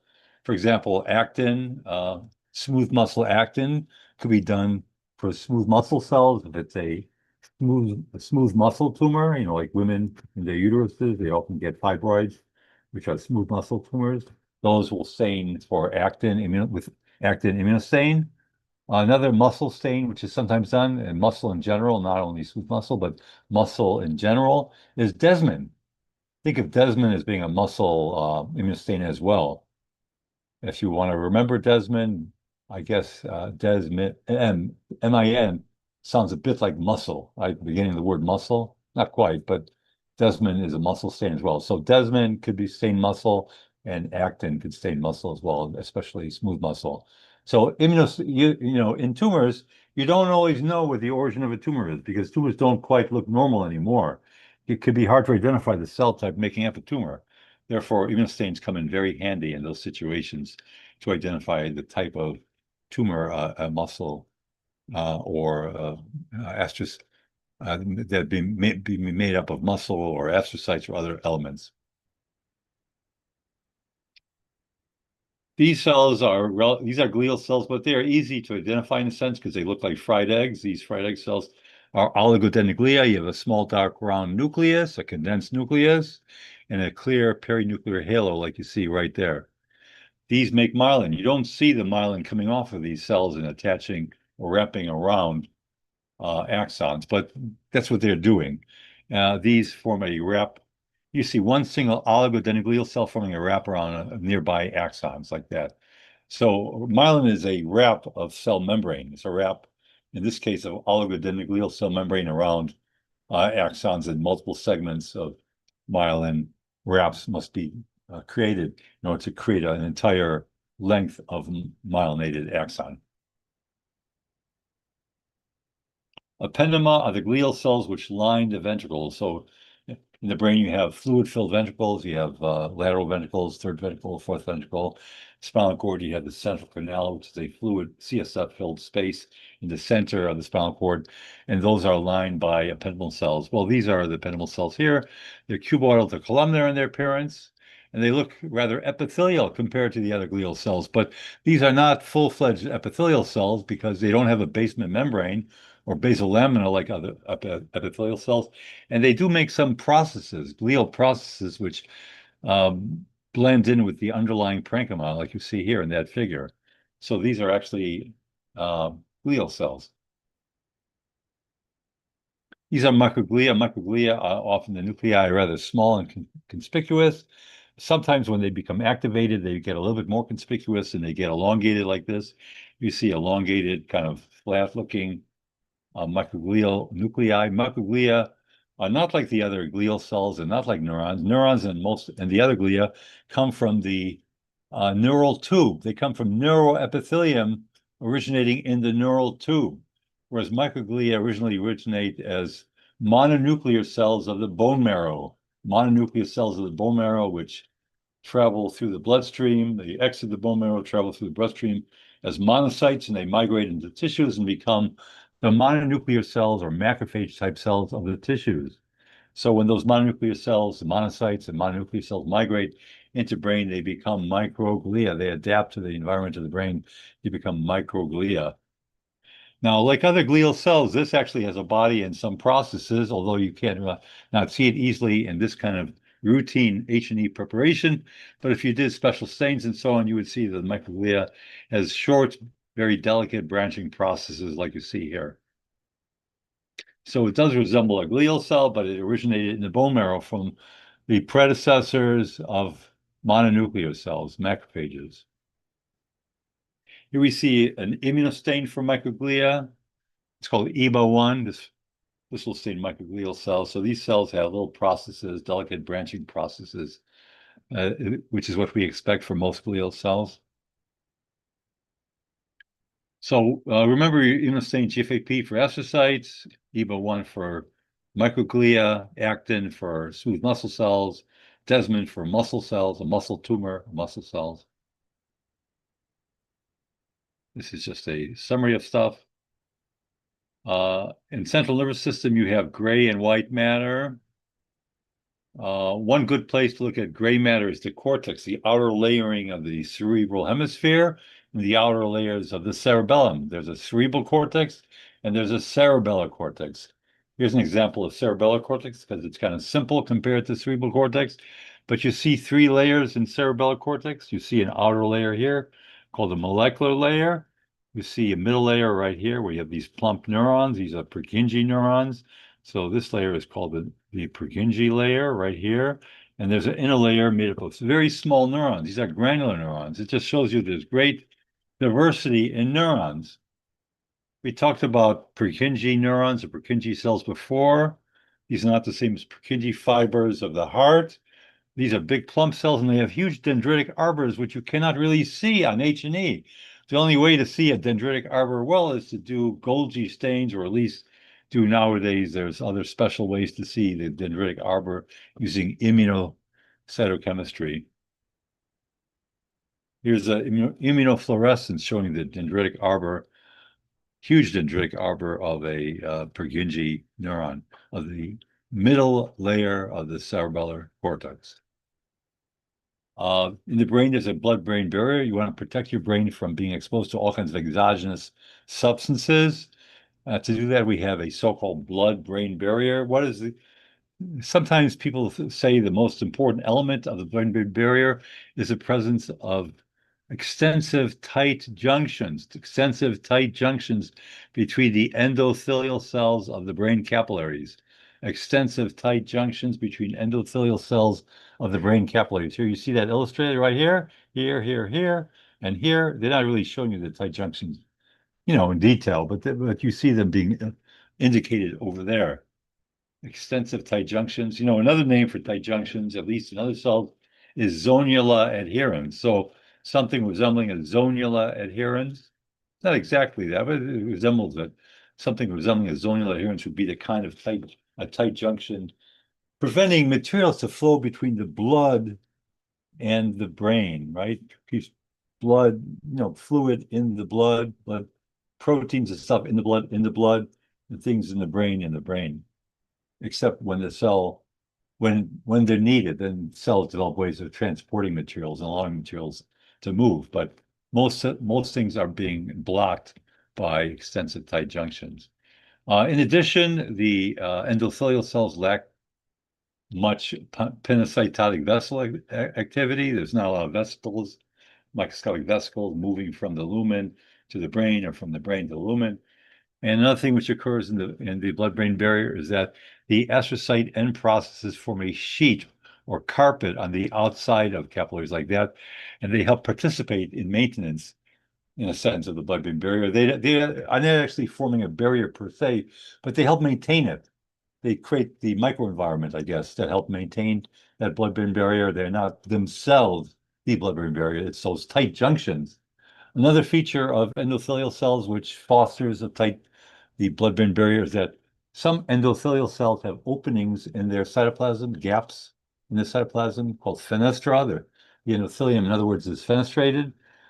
So this endothelium here in the brain is not fenestrated. It is not fenestrated. This is a so-called continuous endothelium, continuous capillary endothelium. It is not fenestrated. But tight junctions are the most important thing. Spinal cord is useful to demonstrate the distinction between gray and white matter. Here we did a myelin stain. The myelin is the white matter is stained blue because this is a Lux-All fast blue stain. And the central gray matter, which resembles a butterfly, does not pick up myelin so much. So it shows you that a myelin stain could be done to show you the structure of the nervous system better, the architecture of structure of the nervous system better by doing a myelin stain.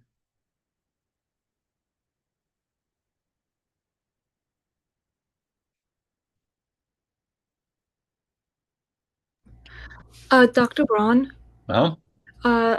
just a quick question. Could you go back a couple of slides to when you're comparing the GFAPs to the microglia stain? Could you go over again, just quickly, the GFAP stains and what they're used for? That chart GFAP, you had. very Yeah, star-like radiating rays of light. yeah, that slide you had where you compared all of the four in the Oh, I chart. see. I think, I mean, this.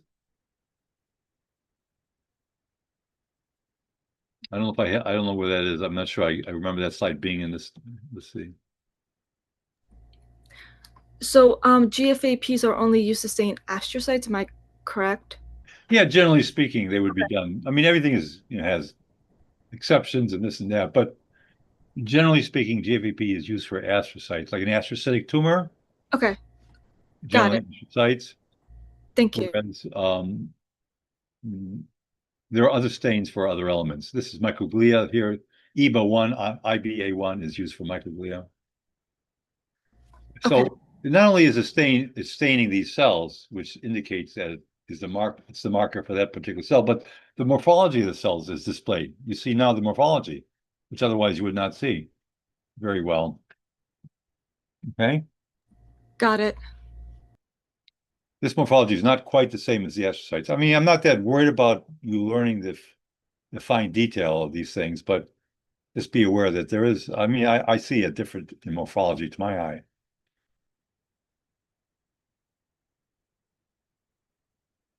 Okay.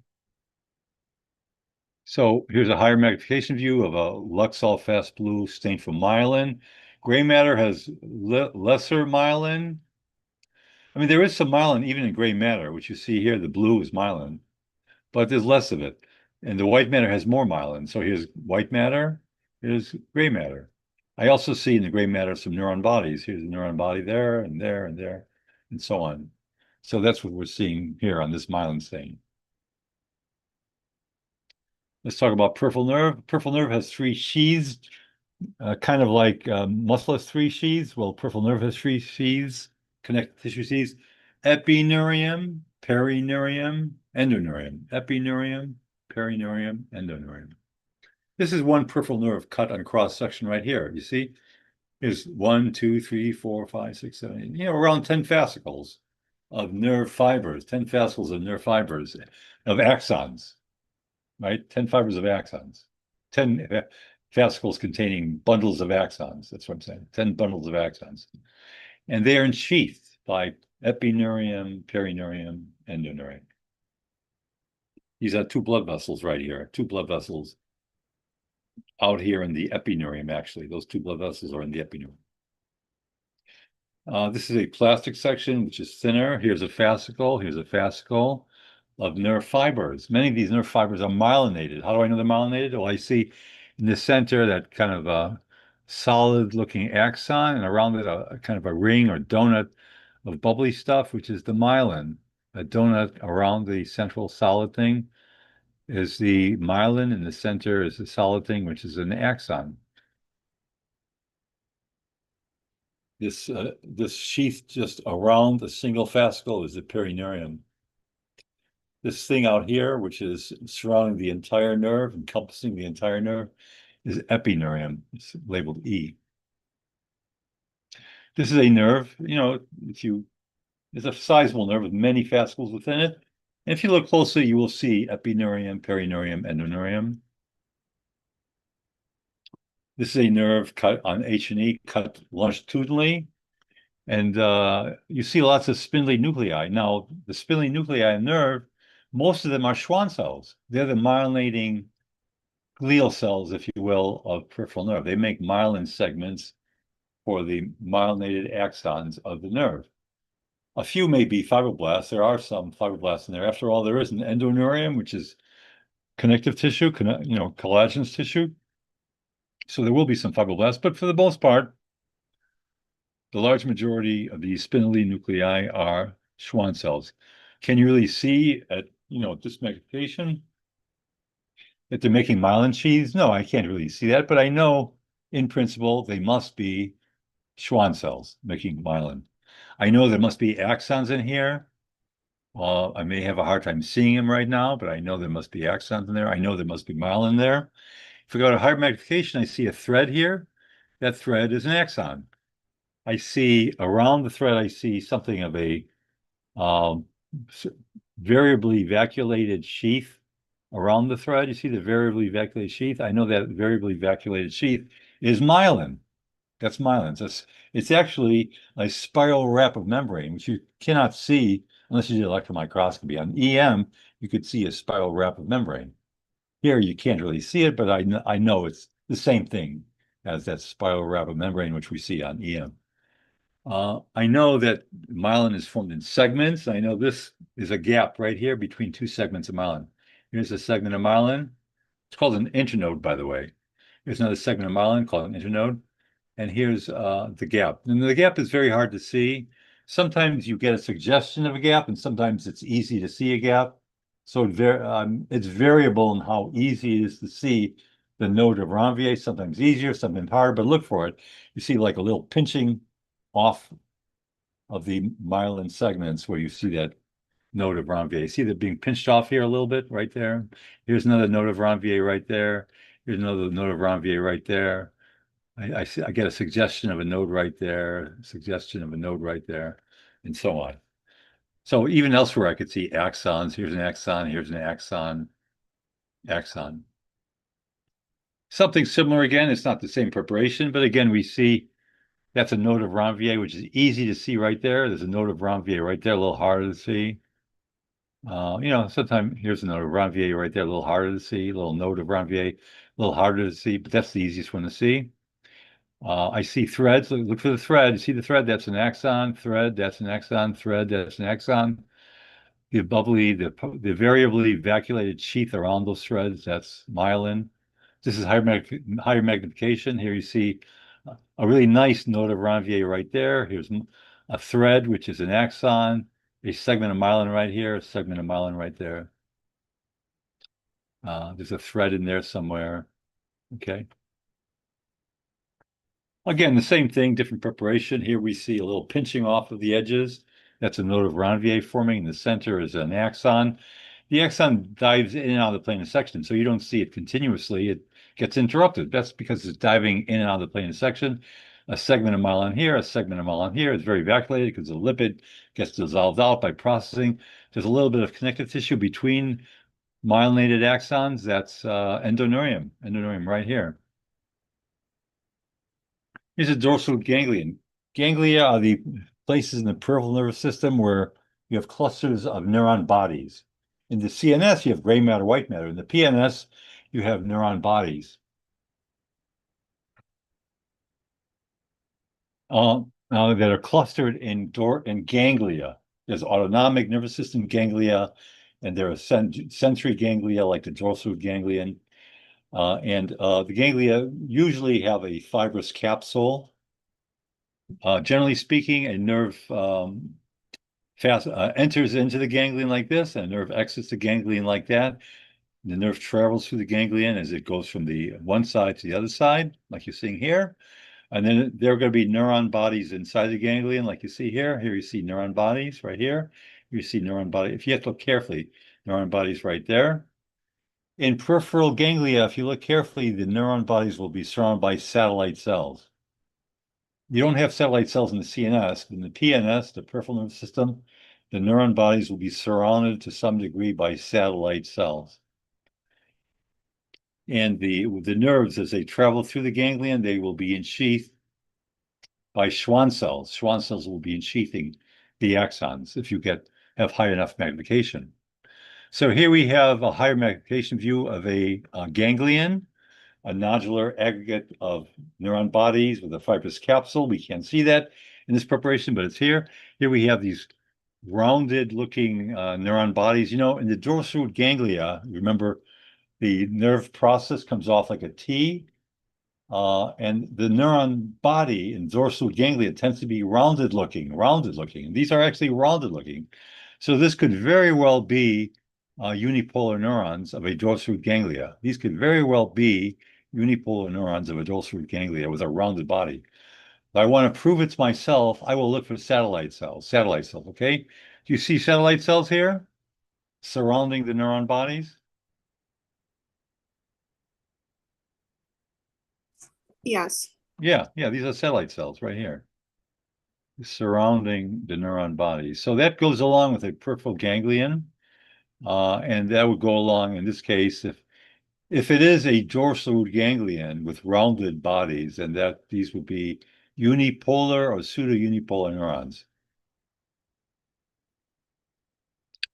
Here's a high magnification view. This is obviously from a ganglion. Why? Because I see neuron bodies right here, surrounded by ganglions by satellite cells. These are neuron bodies surrounded by ganglion cells.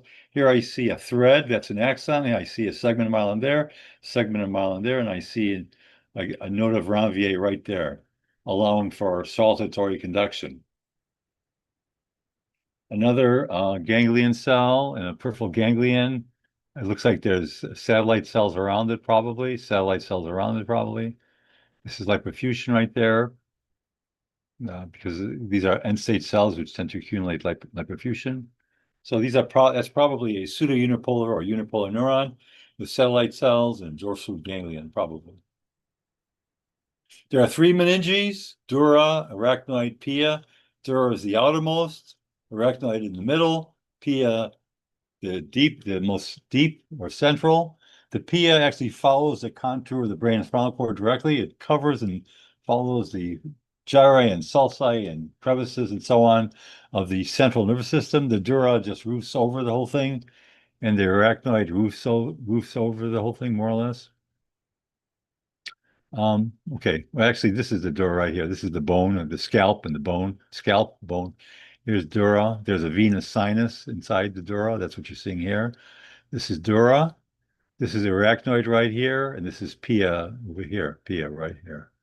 So dura, arachnoid, pia. Now dura has lots of like trabeculae and with spaces between the trabeculae filled with cerebral spinal fluid. That's what you're seeing here. Seeing dura, arachnoid with lots of trabeculae and spaces between the trabeculae filled with cerebral spinal fluid. And then this layer here, following the contours of the brain, is the pia. Because there's cerebral spinal fluid, which was made in cord plexus, by the way, covering the brain in the subarachnoid space, of the arachnoid membrane, it provides a cushion for the brain. So if I go like this, I'm not knocking my brain around my calvarium. So you see here this CSF is in the middle within the arachnoid membrane, within the subarachnoid space, between the dura on this side, between the pia on that side. Okay? Is that clear? Yes. This is an actual picture of meninges. It's not quite as simple and easy to recognize as it is on this image, but basically it's the same thing. This is brain tissue here. This outermost membrane, because this outermost must be the dura. The innermost membrane here must be the pia. And what's between here must be the arachnoid. Now, I know you can't see the fluid, the CSF, because it drains out when you remove this tissue, it's drained out. But during life, there would have been some fluid in these spaces here, the subarachnoid space within the arachnoid membrane. That would be providing the fluid cushion over the surface of the brain. Okay? Cord plexus, that's these finger-like or frond-like, leaf-like projections into the ventricular system. The center of these fronds consists of highly vascular connective tissue, like you see here. The surface of these fronds consists of these cuboidal columnar cells epithelial cells, which are choroid plexus cells. Choroid plexus cells are basically modified ependymal cells, So this structure here, this frond-like choroid plexus projecting into the ventricle, makes cerebrospinal fluid filling out the ventricular system. If someone, this fluid normally is formed in the choroid plexus and flows through the ventricular system and drains into the venous sinuses of the dura. Here you see a venous sinus inside the dura mater. The dura mater splits into two layers, an inner layer and an outer layer, like you see here. That's the venous sinus. This is venous blood that's going to be returned to the venous system of the body. Well, the CSF actually drains from the subarachnoid space into the venous sinus via these valve-like formations. There's a valve-like formation right here called an arachnoid villus. That's what it's called. Anyway, the CSF drains from the ventricles into the subarachnoid space, into the venous sinuses, and then the venous sinuses drain into the venous system of the body. So there's a flow of CSF all the time. Now, if you blocked a ventricle, like you put a tumor in here somewhere or some other kind of blockage, the pressure in the fluid, it's like blocking a river with a dam. The fluid pressure increases in the river and it expands the river, forming a lake. Well, in the case of the brain, instead of forming a lake, it forms dilated ventricles. People get dilated ventricles and they get, neurologic problems. They get dementia and, other kinds of neurologic problems from having hydrocephalus, the process of hydrocephalus. Okay, that's it. I think I finished everything I was going to talk about. Let me just check something here quickly. But I think that is